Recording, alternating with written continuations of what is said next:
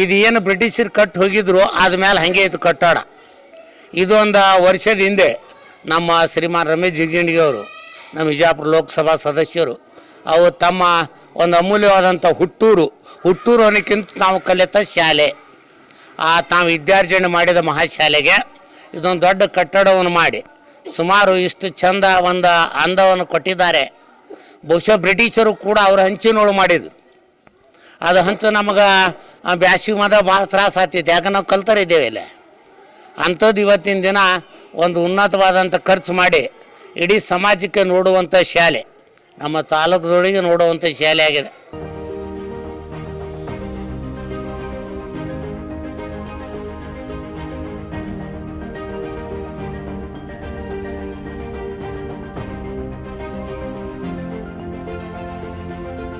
ಸಂಪೂರ್ಣ ಹಾಳಾಗಿತ್ತು. ಅದಕ್ಕೆ ನಮ್ಮ ಗ್ರಾಮ ಪಂಚಾಯತಿ ಅಧ್ಯಕ್ಷರಾದಂಥ ನಾಗಗೌಡ ಪಾಟೀಲರು ರಾತ್ರಿಗಳು ಬಡ್ದಾಡಿ 1.5 ಕೋಟಿ 2.5 ಕೋಟಿ ತಂದು ಇದು ಸಂಪೂರ್ಣವಾಗಿ ಭಾರಿ ಪ್ರಮಾಣ ಸ್ಕೂಲ್ ರಿಪೇರಿ ಮಾಡಿಸಿ ದೊಡ್ಡ ಉನ್ನತ ಮಟ್ಟಿಗೆ ಶಿಕ್ಷಣ ಆಗಲಿದ್ಕರಿಂದ CC ರಸ್ತೆ ಆಗಲಿ, ಗ್ರೌಂಡ್ ಆಗಲಿ, ಯಾವುದೇ ನಮ್ಮ ಗ್ರಾಮಸ್ಥ ಮಕ್ಕಳಿಗೆ ಅನುಕೂಲ ಆಗಲಿ, ಶಿಕ್ಷಣ ಉನ್ನತ ಮಟ್ಟಿಗೆ ಬೆಳೀಲಿದ್ಕರಿಂದ ರಾತ್ರಿಗಳು ಬೆಳೆದು ಅದಕ್ಕೆ ಶಾಸಕರ ಆಶೀರ್ವಾದದಿಂದ ಮತ್ತು MP ಅವರ ಆಶೀರ್ವಾದದಿಂದ ಇದು ಸ್ಕೂಲ್ ರಿಪೇರಿ ಆಗಿ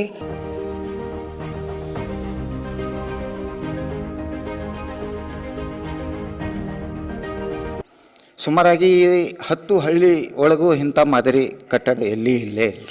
ಇಂಡಿ ತಾಲೂಕಿನಾಗಪ್ಪ ಅಂತಂದ್ರೆ ಇದು ಒಂದು ಒಳ್ಳೆಯ ಮಾಡಲ್ ಶಾಲೆ ಅಂತ ಹೇಳ್ಬೋದು. ಅಷ್ಟು ಚಂದ ರೀ, ಎಲ್ಲ ಗ್ರೌಂಡ, ಎಲ್ಲ ರೂಮ್ಗಳು. ಮತ್ತು ಈ ಸರ್ಕಾರಿ ಶಾಲೆ ಒಳಗೆ ನಾನು 1969 ಒಳಗೆ ವಿದ್ಯಾರ್ಥಿಯಾಗಿ ಸೇರೇನು ರೀ. ಸಂಸದರು ನಮ್ಮ ಊರವ್ನವರು ರಮೇಶ್ ಜಿಗಜಿನವರು ಆಸಕ್ತಿ ವಹಿಸಿ ಅಲ್ಲಿ ಈ ಶಾಲೆ ಒಳಗೆ ಅವರು ಒಬ್ಬರು ವಿದ್ಯಾರ್ಥಿ. ಹೀಗಾಗಿ ಅವರು ಆಸಕ್ತಿ ವಹಿಸಿ ಇದು ಮೊದಲಿನ ಥರನೇ ಕಟ್ಟಡವನ್ನು ಸುಸಜ್ಜಿತವಾಗಿ ಕಟ್ಸಿದ್ರಿ. ಏನು ಬೇಕು ಸೌಲಭ್ಯಗಳು ಶಿಕ್ಷಣ ಇದಕ್ಕೆ ಒದಗಿಸಿಕೊಟ್ರು. ಅದಕ್ಕೆ ಸಾಥ ಏನಪ್ಪ ಅಂತಂದ್ರೆ ನಮ್ಮೂರಿನ ನಾಗಗೌಡ ಪಾಟೀಲ್ ಅವರು ಕೂಡ ಆಸಕ್ತಿಯಿಂದ ವಹಿಸಿದ್ದಕ್ಕೆ ಏನಪ್ಪ ಅಂತಂದ್ರೆ ಇದು ಎಲ್ಲ ಸಕಲ ಸಿದ್ಧತೆಯೊಂದಿಗೆ ಶಿಕ್ಷಣ ಮಕ್ಕಳಿಗೆ ಒದಗಿಸಲಿಕ್ಕೆ ಸಾಧ್ಯ ಆಯ್ತು ರೀ.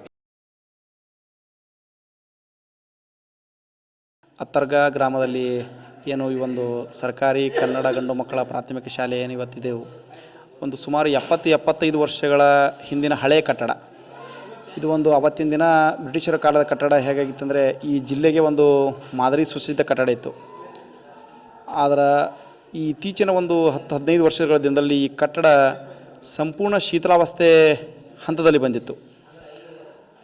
ಅವತ್ತಿನ ದಿನ ನಾವು ಒಂದೂವರೆ ವರ್ಷದ ಹಿಂದುಗಡೆ ನಾವು ಇದನ್ನು ಅರಿತುಕೊಂಡು ನಮ್ಮೂರಿನ ಹಿರಿಯರು ಮತ್ತು ನನ್ನೆಲ್ಲ ಯುವಕರು ಸೇರಿಕೊಂಡು ಈ ಶಾಲೆಯಲ್ಲಿ ಕಲಿತ ನಮ್ಮೂರಿನ ಹೆಮ್ಮೆಯ ಪುತ್ರರು ಈ ಜಿಲ್ಲೆಯ ಸಂಸದರಾದ ರಮೇಶ್ ಜಿಗಜಿಣಗಿ ಸಾಹೇಬರ ಹತ್ತಿರ ಹೋಗಿ, ಸರ್ ತಾವು ಕಲಿತ ಶಾಲೆ ಹೀಗಾಗಿದೆ, ಸಂಪೂರ್ಣ ವಿನಾಶದತ್ತ ಹೊಂಟಿದೆ, ಇಲ್ಲಿ ಮಕ್ಕಳ ಅಡ್ಮಿಷನ್ ಸಹಿತ ಆಗಲಾಗ್ಯಾವತ್ತು ಯಾಕೆಂದರೆ ಹೋಗಿ ಅವ್ರಿಗೆ ಮನವರಿಕೆ ಮಾಡಿಕೊಟ್ಟಾಗ ಅವರು ಅತ್ಯಂತ ಕಳಕಳಿಯಿಂದ ಅತ್ಯಂತ ಒಂದು ಪ್ರಯಾಸದಿಂದ ನಾನು ಕಲಿತೀನಿ ಆ ಶಾಲೆ ಒಳಗೆ, ಇದು ಎಷ್ಟೊತ್ತಿದ್ರೂ ಇದನ್ನು ಸುಸಜ್ಜಿತವಾಗಿ ಮಾಡಿಕೊಡ್ತೀನಿ ಅಂತ ಹೇಳಿ ನಮಗೆ ಭರವಸೆ ಕೊಟ್ಟು ತಮ್ಮ ಒಂದು ವಿಶೇಷ ಪ್ರಯತ್ನದಿಂದ ಸುಮಾರು 1.5 ಕೋಟಿಗಳ ಅನುದಾನವನ್ನು ಈ ಕನ್ನಡ ಸರ್ಕಾರಿ ಗಂಡು ಮಕ್ಕಳ ಪ್ರಾಥಮಿಕ ಶಾಲೆಗೆ ಒದಗಿಸಿ ಇವತ್ತು ಈ ಕಟ್ಟಡ ಹೇಗಾಗಿದೆ ಅಂದರೆ ಈ ಜಿಲ್ಲೆಯೊಳಗೆ ಯಾವುದರ ಒಂದು ಸರ್ಕಾರಿ ಕನ್ನಡ ಗಂಡು ಮಕ್ಕಳ ಪ್ರಾಥಮಿಕ ಶಾಲೆ ಇದ್ದರೆ ಅದು ಅತರ್ಗಾಕ್ಕೆ ನಡೀರಪ್ಪ ಹೋಗಿ ಬರೋಣ ಅಂತನ್ನೋಂಥ ಒಂದು ವ್ಯವಸ್ಥೆಯೊಳಗೆ ಇವತ್ತು ತಯಾರಾಗಿದೆ.